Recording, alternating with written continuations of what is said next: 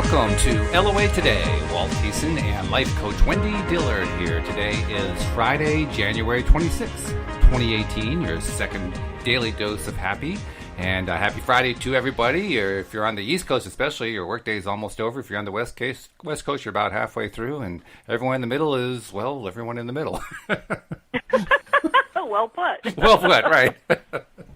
And so, you can tell we're off to a good start here because we're feeling good because it's a Friday and the weekend is upon us. So lots of reasons to feel good. And we even had some wins today and yesterday and so forth. In fact, Wendy, one of my wins this morning, we had a little bit of a technical issue with Tom with Google Hangouts deciding it didn't want to really let us hang out. But we got that one ironed out. So there's a win right there. There you go. And yeah. I think you had another win.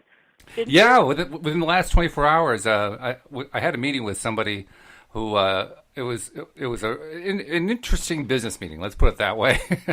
And in the midst of this business meeting, this person I met with went off on this negative rant, and I mean like really very negative, and almost wouldn't stop. And I managed to get through the whole thing without it affecting me. In fact, when I got out and was talking to a friend about it later on, I was making jokes about it. So I managed to get through an entire negative rant without it affecting me. I was really proud of that.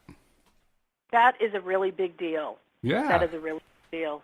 And I think later on, once we start jumping into our topic, we'll talk about how that call or that business meeting connects with our topic too, because I think that'll be an interesting conversation. That's true, yeah, because the topic that we have today is a topic I think that it affects a lot of people. I certainly would say so based on what I see in the social media groups, and I imagine it's true. Obviously I'm not a life coach, so I don't have clients, but I would imagine life coaches run into this kind of thing all the time. So it's a very timely topic. I'm really glad we're doing it. But before we get to it, do you have any wins that you want to tell us about? Well, you know what? Would you please introduce the topic? Because I think I want to talk about my win in the context of the topic. Oh, okay. Yeah. All right. Well, that's fine. Well, the topic is patience, being patient, because when we're trying to learn how to be deliberate creators, one of the things that we have to deal with, depending especially on how much personal resistance we have built up, is the time factor. It takes a certain amount of time for stuff to arrive, so to speak, and in many cases, we are quite capable of keeping it permanently or semi-permanently at bay so it doesn't never show up. And so the question arises, well, how patient do I have to be before it shows up? And that's the basic topic for today.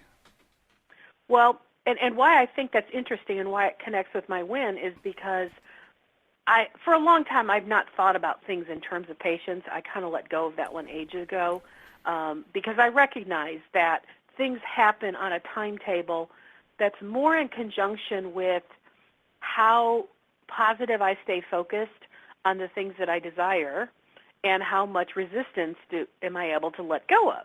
Right. And so, I started talking, I think about a week or so ago, about an experiment that I've been doing where just for fun, I wanted to put out a giant want, and I kind of put a deadline to it. And in doing so, I said I would kind of talk about it and let you all know how it's going. Well, not a whole lot occurred over a couple days, and I kind of likened that to or associated it with the fact that I had this head cold, and so I was kind of otherwise occupied, and so every morning instead of waking up and focusing on this new thing that I was working on, I was focused on all the symptomology going on in my body. But then once the head cold cleared up, I noticed immediately I started asking questions about my project and what's moving forward and how come it's not and what can I do to make it move forward and how can it move forward. And then I got into a more positive space going, you know what, it's going to move forward. I'm going to put my attention on it and it'll move forward. Well, it started to just in little ways, but then you and I yesterday, Walt, after our call, and I think even the day before, just really talked about some stuff in a way that really activated the energy on my new project. Yeah. And what's so exciting about it is that I was so jazzed after you and I hung up the phone, and I then went grocery shopping. And what that means to me, grocery shopping in itself is not significant, but it means I get out of my house, I get driving, And I tend to get a lot of intuitive impulses when I'm out driving. Oh, really? Because I'm not thinking about anything heavily. I'm just out and about and enjoying the outside. And so I'm in a really good space. And so I tend to be in a receptive mode then, and I receive good information. And so I was getting more insight on where I'm going with this. And then all night long, at least every time I rolled around, I was aware that my thoughts were so engaged on my new project going forward. And I woke up like, oh my gosh, I've spent so much time focused on this, and it's so real to me. Now, in the past, I would have felt like I need to just be patient until this thing shows up in my life. But I'm not feeling so much that I have to be patient so much as I have to stay tuned in to the guidance that's coming to me. And like yesterday, I got some very specific guidance because it was just so moving inside of me. I was like, I wanted to do something, and I heard, do nothing. Take no actions. That's a good piece of guidance right there. That's the kind of guidance that I've often wished I was able to get. And I'm learning how to do it, but in the past I would get nothing. So, I mean, getting something like that would be very, very valuable information to have. The guidance I got in terms of action was not to do anything in a three-dimensional thing, like don't call anybody, don't build a website, don't start networking it. Just bathe yourself in how it feels. Just let it continue to feel good within you. Wow. And just let that feeling grow. And oh my gosh, it is growing, and it feels so incredible. I get the impression, too, it didn't affect your sleep at all either, because you're saying you kept getting awakened, but I don't get the impression that you lost any sleep over this. No, not at all. As a matter of fact, I think I was grateful that I woke up a number of times during my nighttime sleep so that I could have the awareness of how I kept focusing on this project. Wow. And it's like even all day long at work, every now and then I would just kind of tap back into it, and I'm like, oh, it's still there, and it's still exciting. And because, last week it kind of to me it felt like it went dead. Oh, really? Yeah, and that was a little disconcerting because I'm like, where did it go? Yeah. One minute it's alive, and then the next minute it's like, is there any pulse? But like I said, I think because I was so focused on the head cold symptoms and writing another chapter for our book, right, that it's like I was doing what was necessary. I was doing other stuff, but what I love knowing is it didn't go away. And when I put my attention on it, it was right where I left it. And then it's kept building and building and building. And so now it's like even bigger, and it's more exciting to me. And I think this is the way the process works, if you will. And so I'm having pleasure explaining it because I want people to know, if they've never really activated law of attraction purposefully, or if they've never tried an experiment to see what does law of attraction really do for me, it's like I want to just give little tidbits of what it looks like in my life. That's good. Now, I kind of want to prompt you to something that you mentioned before we did the call. It was a reaction that you described whenever somebody says, well, I'm trying to be patient when I'm applying the law of attraction. So I was wondering if you might be willing to share what your reaction was. Gosh, I can't even remember what I said just 15 minutes ago. Oh, okay. No, I can think of it because I just put myself in the situation if someone says, oh, well, I'm just being patient until such and such happens. I'm like, just kill me now. It's like there is no need for patience. Every time we even think it's patience that we have to enact, what we're really doing is saying, let's just sit back and do nothing. Let's just let the world go by. And if we're really lucky, the thing that we're waiting for will just show up. You know what, Walt? It doesn't work that way. Because things don't just show up if you let them go and don't pay attention to them. Well, I'm going to play devil's advocate here and say, but the law of attraction, they tell us it just shows up. That's just, you ask, you receive, you believe. That's it. Well, okay. There's truth to what I said and there's truth to what you said. So, like normal, I'm going to throw out here are the distinctions that make us both right and also make us both wrong, if you will. Okay. If you have resistance on the thing that you desire, if you have any negative feeling about it or doubt that it will ever happen or worry or concern of how it's going to happen, and then you let yourself stop thinking about it, if you stop thinking about it long enough, the doubt and the worry vibrations will subside. And then over time, if you add no more negative fuel to it, it will show up. However, what I have found when I'm coaching or when I'm talking to people, the normal experience is when you really want something and you feel such a lack of it, you're really focusing on the lack, and therefore you actually keep it from showing up. And then if you say, well, I'm just going to be patient and not think about it, most people can't not think about it, not when they really want it bad. Right. They keep thinking about it even though they don't think they're thinking about it, or even if they don't want to think about it. Just saying, I'm not going to think about it is thinking about it. And if when you're thinking about it, you bring your lackful thoughts to it, then you keep the lack of it. Yeah, that's the distinction, isn't it? It's lackful versus excited. Mm-hmm. Because if you're lackful, if you're feeling any level of doubt or even the slightest level of discouragement, you're just not feeling up. It's not that you're feeling down, it's that you're not feeling up. Mm-hmm. Well, if that happens, you've just basically put out your stiff arm saying, you're not coming near me. Well, and I mean, there are plenty of circumstances and examples that I could bring up in my own life where I had what I would call a fleeting thought, and it just showed up in almost no time at all. But that happens, I think, very rarely. And it also happens where there's absolutely no resistance at all, where you just don't have even the slightest fragment of resistance. Well, and what I was going to say, what happens very rarely is not that the fleeting thought things don't just show up, but what happens rarely is when there's something you really desire and you've had a lot of negative, lackful thoughts around it. In general, yeah.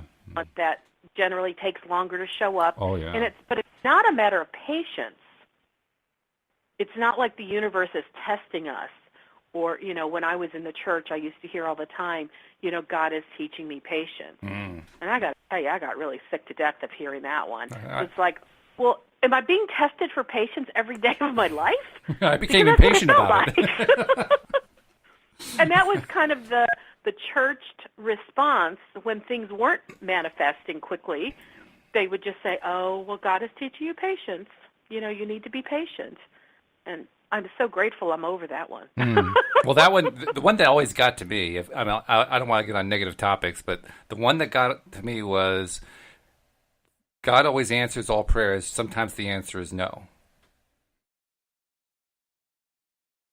Okay. And I'm thinking, I have an understanding of that, but tell me what you think about it. Well, if we equate asking God for something to the law of attraction, then I know for a fact that that's wrong. Because the answer is always yes. The question is, what's the question? What are you asking for? And what are you doing? What's your feeling matching up to it? Is there a congruence there? That's what the full answer is. But the way that they say it is, well, the answer is always no. Well, no, or sometimes no. That's really not accurate, in my opinion. So if we were to kind of revamp that and say the answer is always yes, but sometimes we don't see it show up in our experience. Yeah, that starts to get closer. That's more accurate. Yeah. Yeah, and it's even more accurate when we say the answer is always yes, but sometimes we keep it at arm's length. Right. And we keep it at an arm's length because, I'll let you fill in the blank. Because we have introduced some level of doubt or concern or fear or something that doesn't feel great. Something that doesn't line up with the manifestation of this wonderful thing that you want. Yeah. Mm-hmm. Because if you gotta, it's gotta be like what you were describing. You were describing how excited you are about this project, and it almost sounded like the excitement was driving you. That's how powerful it was. Which, I was feeling jealous. I have to tell you, very honestly, I was feeling jealous. It does feel like it's driving me, not in a negative, destructive driving, right. but the thoughts are just coming to me. I'm not reaching for the thoughts. And I was listening to an Abraham CD last night while I was driving around, and they were talking about the distinction between you thinking a thought purposefully versus you receiving a thought. Have you ever heard of that concept? I can't say I remember hearing that one, no. Why don't you expound on it a little bit? So this is one that I have been playing with for a while, and oh my gosh, it really turned my life upside down in a positive way. So I wanted to better understand how you know what the signs are that something is in process of being manifested. Okay. Because I kind of lived for a long time by the metaphor of the glacier, where the biggest portion of the glacier is underwater and you can't see it. Right. And you only see it when it tips above the water. And so I kind of saw a lot of things in my life like the glacier, like I'm building the foundation, I can't see it yet, and just keep doing the right things, and eventually it'll pop above the water and you'll start to see the fruits of your labor, so to speak. Well, I kind of wanted to see that in terms of the creations I wanted to see manifested in our three-dimensional physical world.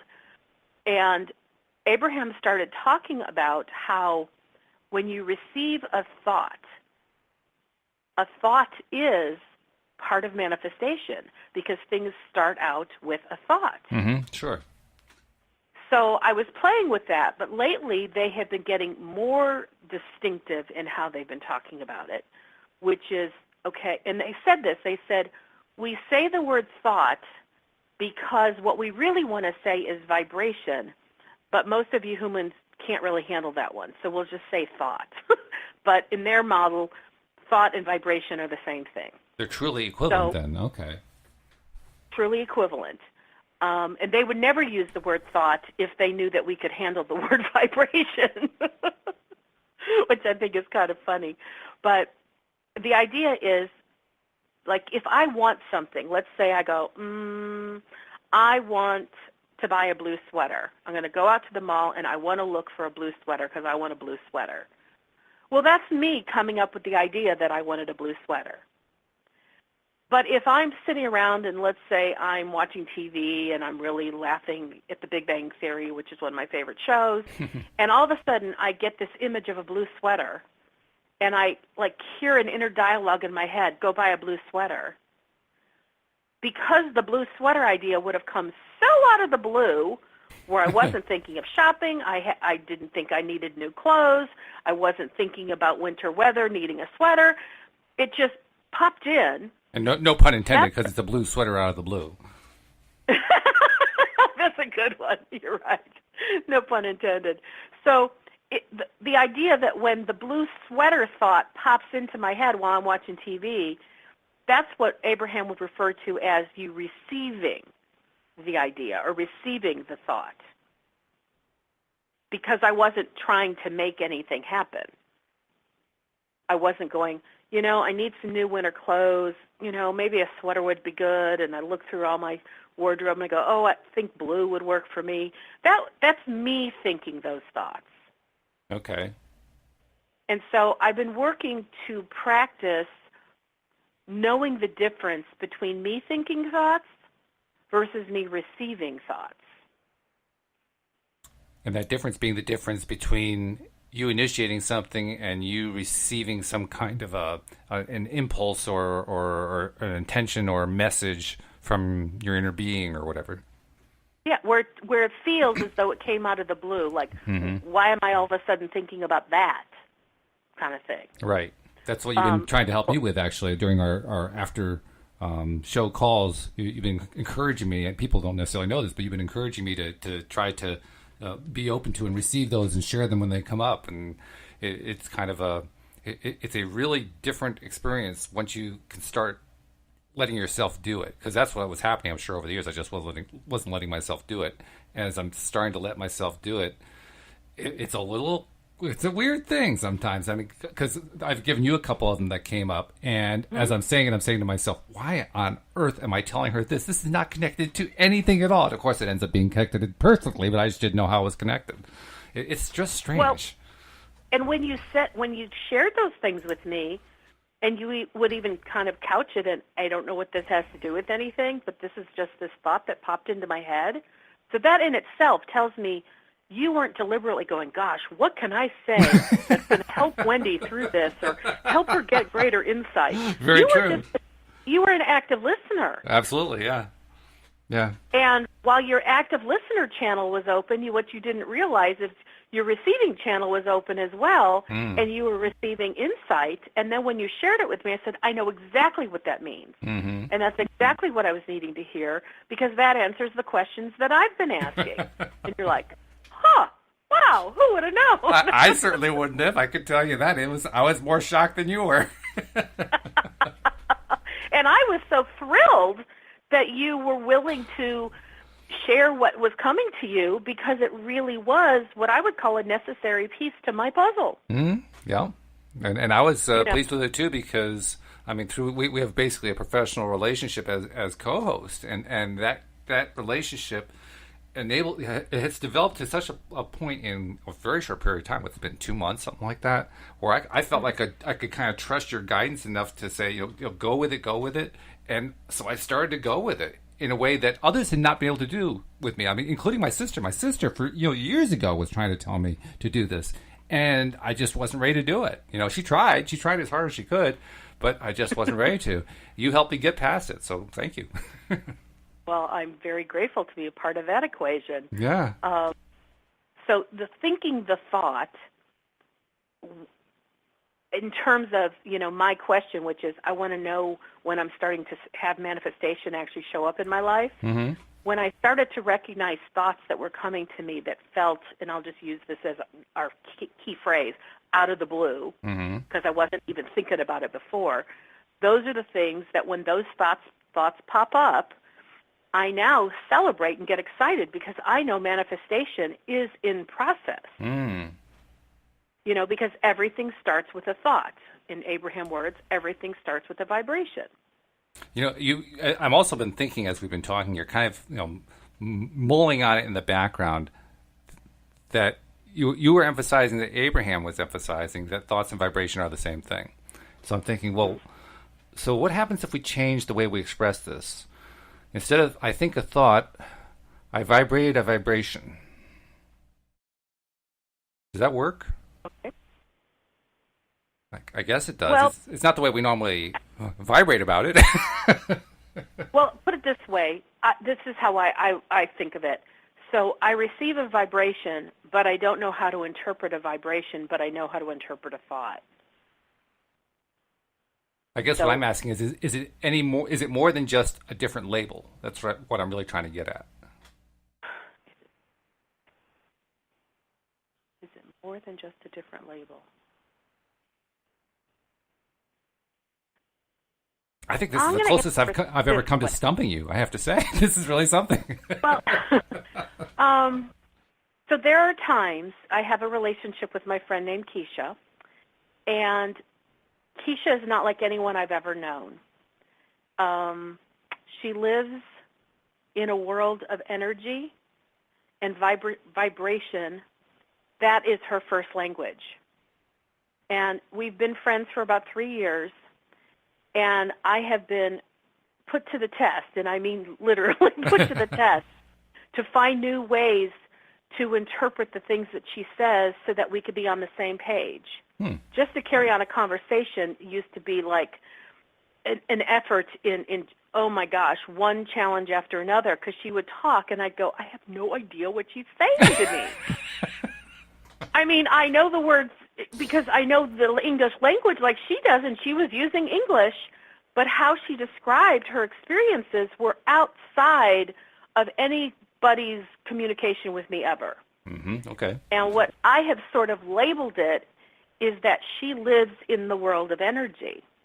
She's probably closer to what Abraham talks about as things start in a vibration, because that's how she experiences the world. That's pretty cool, because that means she never really lost that connection when she came into the physical plane, so to speak. I guess you could say that, but she lives more in a vibrational world than any human I have ever known. And when she talks about things, it's like she doesn't talk about them in what I'll call a linear way. which is thoughts and ideas. Mm-hmm. And like, if she was going through something and she wanted me to kind of help her get over the hump, I would use my words and I'd say, well, how does this feel to you? And she'd look at me with a blank stare like, I don't even know how to answer that.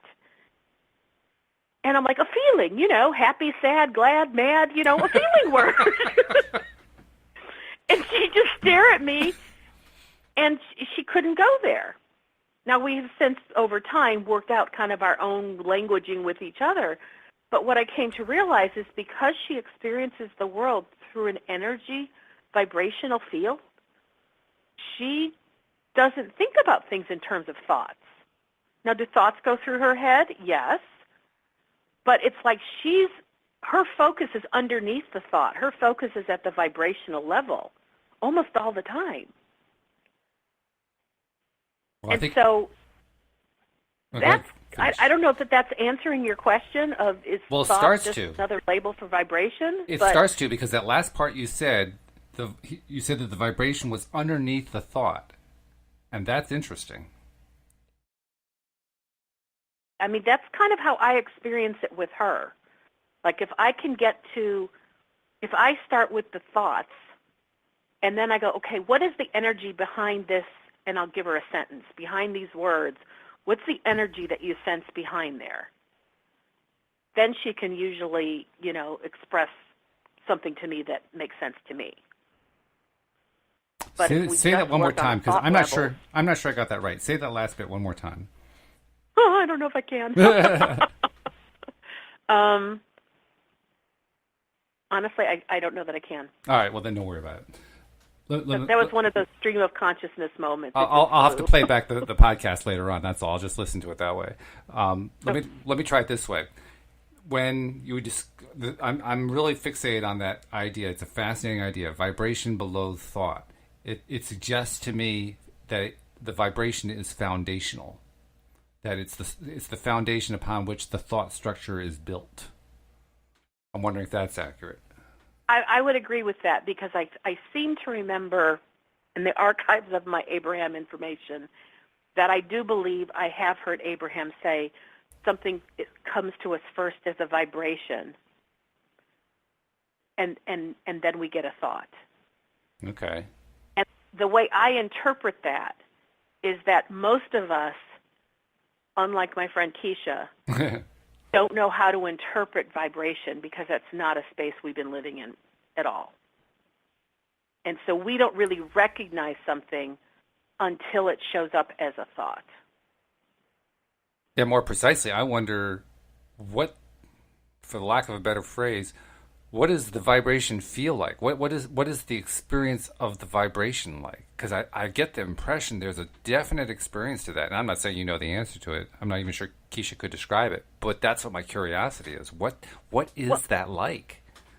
I do know that I have had experiences, a number of them, where something will come to me and I'll say, oh my gosh, I know something big is happening. But it defies words right now. I don't have words to label it or to interpret it, but I sense it, and I can say it's powerful, or I could say it feels like it's moving from left to right, or it's really dense or heavy, or it's really light and buoyant, and I can describe it maybe in those kinds of words. Mm-hmm. But that's when Keisha will say to me, you're describing an energy. Mm. And I go, oh, that's what you do? She goes, yeah. Okay. Because there are times I'll ask her a question, and I'm looking for a thought or a feeling, and she's like, it's beyond that. I'm just sensing the energy. So what I resorted to doing is saying, well, then describe the energy if you can. And that's when she kind of would start to come up with the descriptors of it's light, it's heavy, it's dense, it's thick, it's, spacious. There's lots of space. It's, all over me. It's behind me, above me, below me. It's like, oh, okay. Wow. Because I think I had a little taste of it with Cindy earlier this week. I can't remember if it was Tuesday or Wednesday morning, but one of those days we were kind of exchanging compliments, and it was actually part of the conversation we had, the topic, in that she was making the point, when you say thank you to somebody, it has little or no impact because we're so used to that. But if you follow it up with why you're thankful to them, you give them a description of that, you can actually transmit more to them by doing that. And then she did it by thanking me for, I think, for bringing her onto the podcast and expressing why she was so appreciative about that, what it was doing for her, and how it made her feel. And when she did that, I felt something. It was almost like something was coming into my solar plexus, into my chest area, and into my belly area. And it was very palpable. And I'm wondering that may be the same kind of thing in a very limited sense as what Keisha feels on a regular basis about a much larger deal. Yeah. Now that's something I do because I think because I've been friends with Keisha long enough, I have been able to be better at expressing things that I think I have always felt. Mm-hmm. I just didn't know to express it. Okay. And so, yes, I would say you experienced an energy exchange mm-hmm.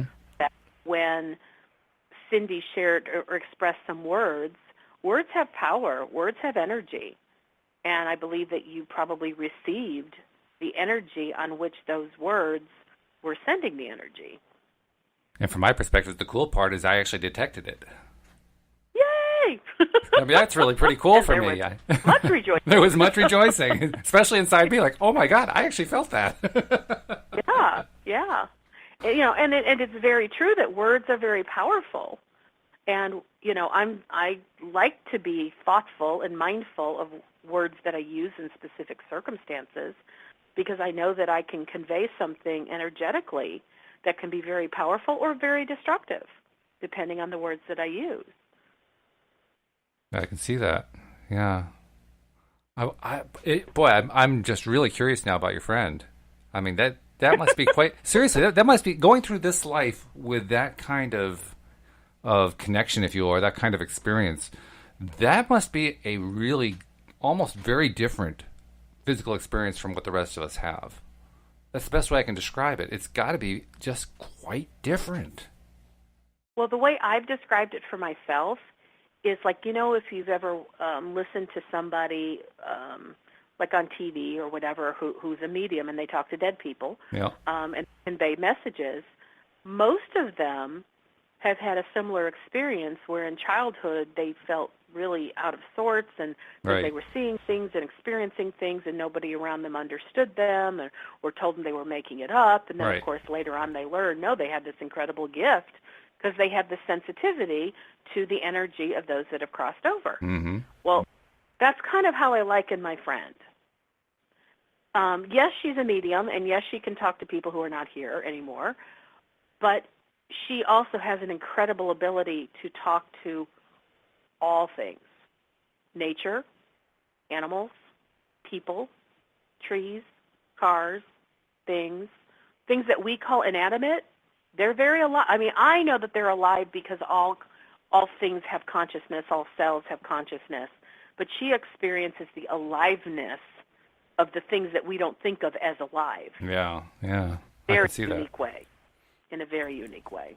So. Well, the fact that sometimes it's still freaky to me. I'm sure it's, even from your perspective, it's got to be a really fascinating experience just to spend time with her and maybe vicariously experience what she's experiencing or hear from her what she can describe about it and so forth. That must be quite an experience all by itself too. It is. That's really something. I'm thinking about what am I thinking about? That's the thing about this kind of thing. I remember, like, many years ago when I was first exploring LOA and I was feeling very depressed, I was in a bad place. I remember thinking to myself, where are all the positive words? There didn't seem to be any at that point. Since then, I've discovered that there are more than I originally thought. Now I'm having the same experience here. Like, where are all the words to describe this? And there aren't any. I don't know where they are. Well, and at the end of many of Abraham's workshops, they will say something like, we have enjoyed this more than words can convey. That's true. Yeah, that's their common sign-off, isn't it? And so, I mean, more than words can convey, what they're really saying is we have a sense, we feel something very powerful, but your English language is just limited in that it can't describe what it is that we really feel. So they just put with, it's beyond our description. Yeah. which is it's actually a very nice and friendly way to say it. But yeah, that's got to be what it is. Well, and I'll tell you one of the things, I know the show's not about my friend Keisha, but here it is. One of the things it is connected. I'll get to the connection in a minute, but go ahead and tell your story. One of the things that she's really gifted me with is the ability to not feel I have to label everything. Because I always felt like, well, how can I communicate an idea to someone unless I can express it in a way that is articulate enough that they understand what I'm saying? Mm-hmm. And with Keisha, there are times that she and I will both experience something, and we will acknowledge to each other we're both sensing it, but we cannot label it or define it, nor does it want to be labeled or defined, because one of the things I know is when you label something, you limit it. And when you leave something as undefined, it can stay in an expansive state. That's interesting. The act of labeling is a limiter. I hadn't realized that would be the case. I can see how that would be true, but I hadn't thought about that. And yet simultaneously, it would be really hard to talk to each other without words. Oh, yeah. Because as humans, we need words. Right. But if you think about non-physical, doesn't require words. Right, right. They live in the expansiveness of non-words.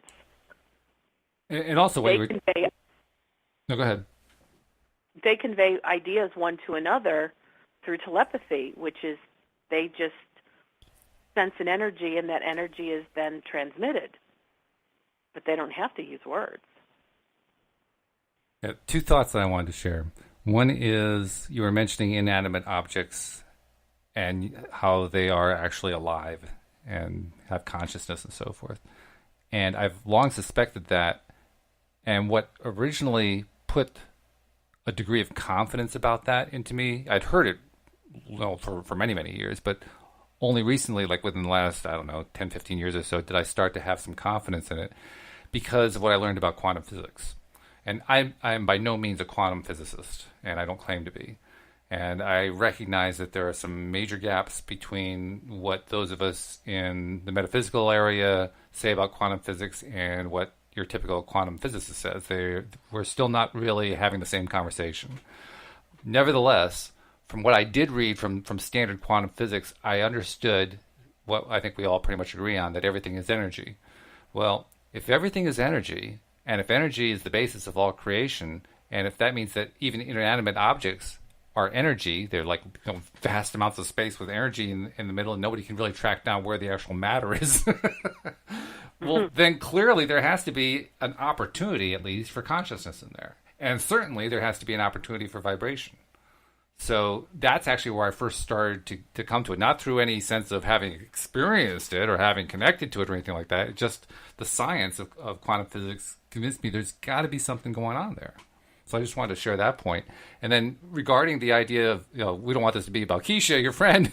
In a sense, the show is, because the topic is whether or not you have to be patient, or whether or not what you really need to do is to get yourself back into that flow that we're talking about, back into that space of total confidence and feeling of excitement and peace and freedom and all that, happiness and joy and so forth about whatever it is that you're trying to attract. Well, who's in a better space to teach us about that than somebody who is connected the way you're describing to energy, to the spiritual connectedness that Abraham's been telling us is actually the basis of the universe. Who would be better equipped to handle that?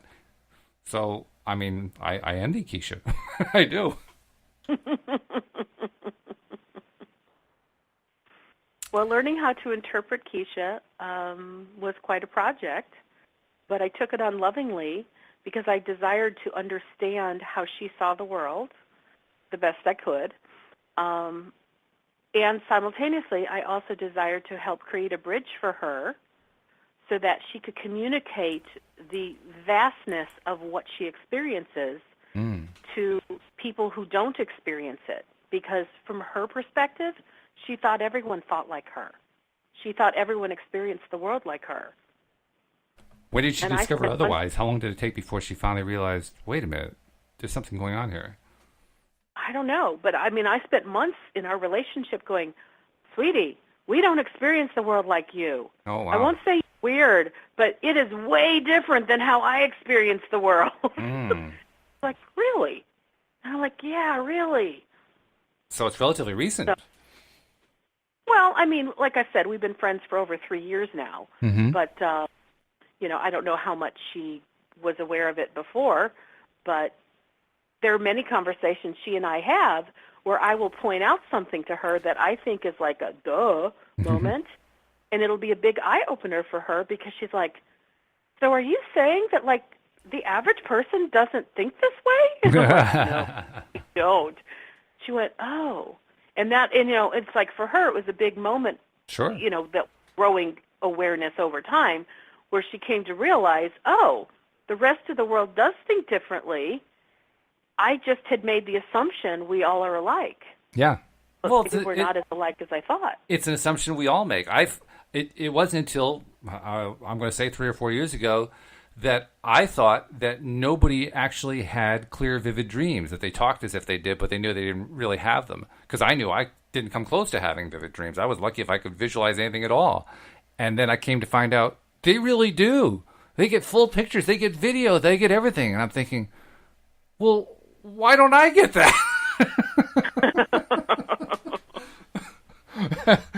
I always felt like I was like lacking or something. And I'm like, well, I got cheated. What's going on? Well, and I mean, Which, of course, I is think not I've the said case, this but- before, that, like, when it comes to music, of course I've been around music all my life.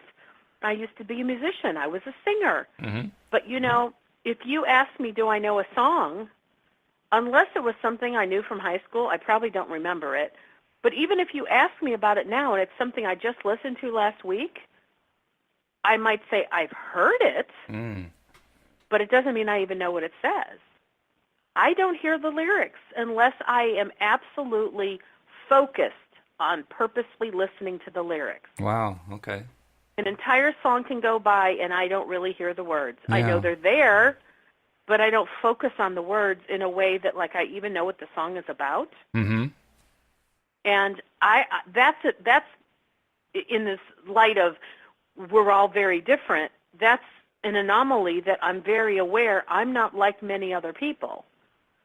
So many people are into music, and when they hear a song, they immediately listen to the lyrics. Oh, yeah. Well, And I don't. I don't hear hear the lyrics. I hear the whole thing. I hear the lyrics. I hear the complete orchestration. I mean, I can anticipate every piece of it. I can hear the whole thing. Give me an orchestra. I can tell you where all the instruments are and what they're all doing, and I don't even have to hear the thing. I've heard it before, so I know where it is. And that, to me, like, defies my sense of logic because I don't take in music that way. How I do receive music is through how it makes me feel. Which is fantastic. Like, either my head or my foot will start bobbing up and down, or my body will start swaying, or I'll have no movement at all, and it just doesn't move me, literally. So tying all this back to the concept of whether we need to be patient or whether we really need to just simply redirect where our attention is going, what we're really talking about here is we have different skills, we have different abilities. We have certain things we do better, certain things we don't do as well. But whatever they are, the one thing we do not want to come to the conclusion on is that if we're not quite getting something the way we were hoping to get it, if we're not, we don't have a strength that somebody else has, if we feel like there's something that would be great to have in order to attract whatever it is we're trying to attract, but we don't have that, patience is not a virtue. It's just not part of the equation. It's a lie. It's not a virtue at all. In fact, I mentioned to you that I'd seen a piece on it from one of the Abraham Hicks books, The Law of Attraction, that particular book. Mm-hmm. And I thought I'd read it because it kind of puts the period at the end of the sentence, so to speak. Because Jerry asked, Abraham, how do you feel about telling someone just be patient? And Abraham responded, when you understand the law of attraction and when you begin to deliberately direct your own thoughts, the things you desire will flow quickly and steadily into your experience, and patience will not be necessary. We are not excited about anyone learning patience, for it implies that things naturally take a long time, and that is not true. They only take a long time in coming when your thoughts are contradicted. If you move forward, then backward, and then forward and backward, you could potentially never get to where you want to go. But when you stop moving backward and only move forward, you get there quickly, and that does not require patience. And that's I think kind of a nice way of tying the whole thing together, because patience is something that I've wondered about. I mean, I can remember Louise and I sometimes saying, well, maybe we just got to be patient. Well, nope, it wasn't about being patient at all. So what if we said, instead of being patient, we need to redirect our energy or redirect our thoughts? Yeah. Or redirect our focus? Because honestly, that's really what I did. I don't know that I thought about it in those terms. But like I said, after a couple days of going, hey, my big project feels dead. Where did it go? Yeah, right. I went, maybe I need to be focusing on it more, because obviously I'd been too involved with my own physical whereabouts, to have been focusing. And so the moment, Walt, I put my attention back on the new project that I wanted to create, boom, it started flying. And that's when I started receiving new thoughts and impulses and excitement, to the point that, and this has to do with, our patient topic, I had put a deadline of the end of June for when I wanted to see it manifest. And I kind of received the understanding that by putting it out so far, I was literally asking the energy to be watered down. Really? Here's what I'm getting right now as I'm sharing this. What I'm getting is, by not wanting to have it move quickly, because it's ready to move quickly in my experience, I'm ready for it to move quickly in my experience. By asking for it to not show up until June, it's like saying, slow down the train. Slow down the train. Okay. And I'm like, no, I don't want to slow down the train. I want this to come fast. And so I really felt an internal sense of, move up the timetable. So I changed the deadline to March. And I got to tell you, it feels better. Now, honestly, because I know that things can take longer and whatever, I don't really care if it takes until June. But it feels better to have a new deadline of June, because it feels like there's a greater internal sense of urgency. Not the kind of urgency that makes you feel uncomfortable. I'm talking the kind of urgency that gets me really excited and lights a fire under me. So it's an urgency that really works to my benefit. Mm-hmm. So it's really, really exciting. And so, when we think about patient, it's like I will tell you, I had been coming from a place of, Wendy, hold your horses. What's your rush? Don't try to make something happen faster than it's ready. And I really think that was my own lackful belief that I could manifest something quickly. Sure. Like, I was somehow not mature enough to do it, or I hadn't grown enough in law of attraction to manifest. Yeah, right. And I have to tell you, the thoughts that have been coming to me lately is, there's, Abraham says, creating a button versus a castle requires no difference in terms of the law of attraction's ability. Yeah, I've heard them say that too. Well, all right. So I'm like, in this context, okay. then, let me ask you something. In this context, because we've got a good context going here, and it makes me think about something that I've talked about with you and with other coaches at various times. And so I'm just curious to see what you're going to say in this context. The question is, there are times where we're not only not feeling in alignment, but we find ourselves stuck on a topic. It's like something that just kind of gnaws at us, and we try to draw our attention away, and we just snap right back to it. And no matter what we do, we just can't seem to draw our attention away. And it's one of those, like, those old sticky tapes that just don't stop playing. And there are techniques we try to use. We'll try to redirect our thoughts. We'll try to get to a happy place and so forth. But in this context that we're in right now, if anything like that ever happens, what's your first move? Well, what came to mind when you were setting up the scenario is I have remembered some times when I felt so stuck, because no matter how much movement I wanted to make, I just kept coming back to the same rigid thoughts, beliefs, or rules. And so what that tells me, if that's going on, it means I've created so much momentum in the direction of where I was going, or the non-movement, that my best thing is to find a way to stop thinking about it at all. Because what's required is for the momentum train to slow down. Right. And see, the momentum train equals law of attraction is throwing more fuel on the fire. I don't even have to do it. Law of attraction is doing it, because that is what momentum is where something takes on a life of its own. And so when something is at that level of intensity where it's taken on a life of its own, then I need to get out of the way, because I'm fueling law of attraction's fueling. Does that make sense? Mm-hmm. Yeah, I see what you're saying. And so if I get out of, it's kind of like if I'm the one, okay, let's say you're the engineer fueling the train, and my job is to throw you the logs, and your job is to put the logs in the fire so that they can keep burning. Right. If I stop throwing you logs, you can't put anything else on the fire. Right, yeah, no, I get that. And eventually the fire will burn out. So that's kind of what my thought is. When you feel really stuck, it's because you just keep beating your head against the wall trying to make something happen, and it's not happening because you've introduced so much resistance to the equation that now the only thing you can do is get the hell out of there. And what I'm trying to ask is a similar question to that, but not exactly that. You were asking the question of what do you do when you're stuck. My question is, what do you do when you're stuck and you're trying to change your thought away and you're having trouble changing the thought away? Okay, my answer is the same. And I was really answering that question. Oh, you were? Yeah, stop thinking about it. You have to stop thinking about it. Even though I know you're trying to create it, how you're going to keep creating it is by getting out.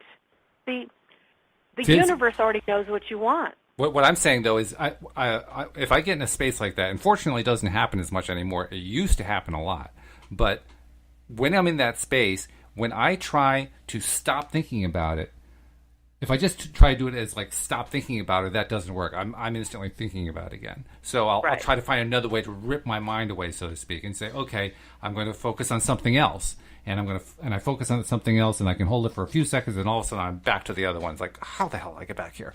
And it's like this tennis match. Like, okay, how am I going to get this thing away so I'm no longer looking at that? I'm looking at this now. I am looking at this, and bang, I'm there again. I mean, you're overcoming a lot of negative momentum there. I know that. I understand that. I'm just looking for like what's the best strategy to do that?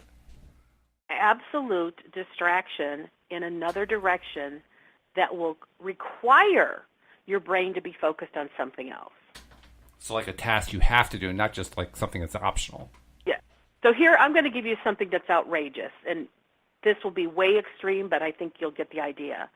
So if you are trying to do something and you can't get, and it's not happening, and you just can't get it to go that direction, then hire a circus performer who will teach you how to do a tightrope walk. I promise you, if you are focused on a death-defying thing of putting your feet, all 6'8" of you, and your feet on a little tightrope, I guarantee you, you will stop focusing on whatever that other thing was. This is true. And so... Sadly, there's never a tightrope around when you need one, but still, it's a great example.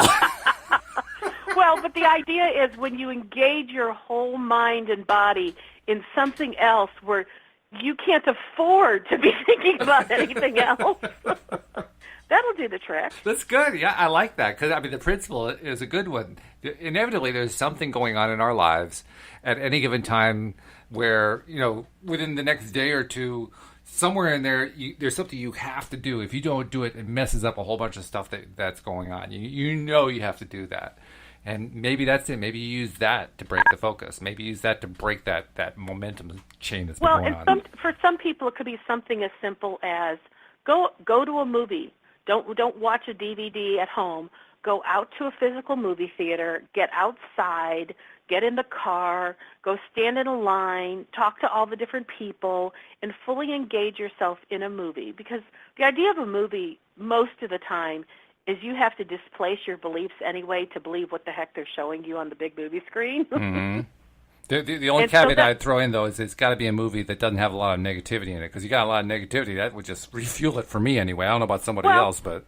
Or pick one that's high action, where if you, blink, you're going to miss what just happened, and you're just really on the edge of your seat. But, the idea is just be thoughtful about what you choose to do, It could be something about going to a family function. It could be taking a vacation. It could go to the aquarium. It could be go to a baseball game.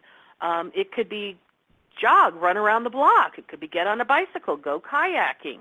But if you find that any one of those activities puts you in a space where you're physically doing the action, but you have all this free time for your brain to be thinking, well, then that's not the idea for you. Yeah, okay. That also helps explain it a bit, because one thing that I tend to do when that kind of thing happens is that I do one of my favorite things, which is to go for a walk, and lately to go for a walk while playing some positive music on my iPhone. That combination has not failed yet. Now, I can't say I've been doing that combination for more than like 6 months, 7 months, something like that. But during the time I've used that one has not failed yet. So that may be enough for me. I don't know. Just by having the two things to do, the focusing on the nature and focusing on the music. It's hard to get the third thought in there. I mean, I like to play Sudoku. Sudoku, is that how you say it? That kind of little game puzzle that has like a bunch of squares. You can put numbers in them, and they all have to add up to a certain something. I've never played it, but I'll take your word for it. Well, I had it like in what looked like a coloring book, but it was one puzzle on every page, and then I finally found it on my tablet. So now I'll play that thing, and I'll do it over and over and over again. But it's all, you've got to use your mind for, it's mathematical, and that occupies a part of my brain that I can't be thinking about a problem while I'm doing one of those puzzles. Oh, wow. You just answered something for me, something I've been wondering for a long time. One of my favorite things to do when I don't want to face doing a task or when I'm feeling a little bit down or whatever is to do certain repetitive things over and over and over again. For a while, it was playing Free Cell, and I since stopped that. But just there are certain things, like sometimes I'll just go through and I'll be clicking on articles on a particular subject just to see, are there any new articles that showed up in the last 15 seconds? And I've wondered, why do I do that? I think I know why now. It's because it's like my subconscious mind saying, here's a way to take your mind off that crazy topic you've been thinking about. There you go. Yeah. I get this is only something I've been doing recently, but I can get lost in a Facebook feed for an hour at night. Yeah. Oh, yeah. And if that's something that allows you to free your mind from whatever, quote, the problem area is, then it's a perfect distraction. And if you can do it over and over and over, so that while you're busy clicking on things and you're not thinking about that thought that you don't want to think about, law of attraction is slowing down because there's no more fuel being put on the fire, and so the momentum is slowing down. Of course, the one thing we don't want to do, of course, in that case, is we don't want to rely on it. We don't want to become habitual and sort of like an addictive kind of thing, because now we're not actually dealing with whatever that negative thought is. We're avoiding it. Oh, no. But if we treat it as a temporary thing. I'm going to be controversial and say, yes, get addictive. Really? Yeah, obsess on something else. Do everything and anything you can to stay away from that topic, that when you get involved in it, it goes bad. Because when you're totally off that topic, remember I said law of attraction knows what you want. They'll bring it to you as soon as the environment vibrationally is clear. Well, you know what? Let's make this a topic for Monday, because I think this is a really interesting one. I'm not sure how we're going to frame this one, but this is one I think I'm actually, for a rare occasion, I'm actually willing to confront you and say, no, I'm not sure I agree with that. So let's make it a topic. I think it'll be fun. Otherwise, we do it today, but we only have a minute left, so we can't really do it today. But before we leave, I want to get two thoughts in. First thought, and I can't do my full speech, so we have to do the short version. If you haven't subscribed, please subscribe. Quickest way to do it is loatoday.net. And Wendy, if somebody wants to get some help from you, that's the second thought. How do they get some help from you? All they have to do is go to wendydillard.com. You always make it so simple. I mean, don't you have like a complex version there? No, I'm kidding you. I'm teasing. But I certainly look forward to carrying on our conversation on Monday. I hope you have a great weekend, and I hope everyone else does too. And be patient until the next show. Or not. Or not, yeah, right. Okay, now everyone's really confused, but that's okay. That'll bring you back next time here on LOA Today. Goodbye, everybody. Bye-bye now.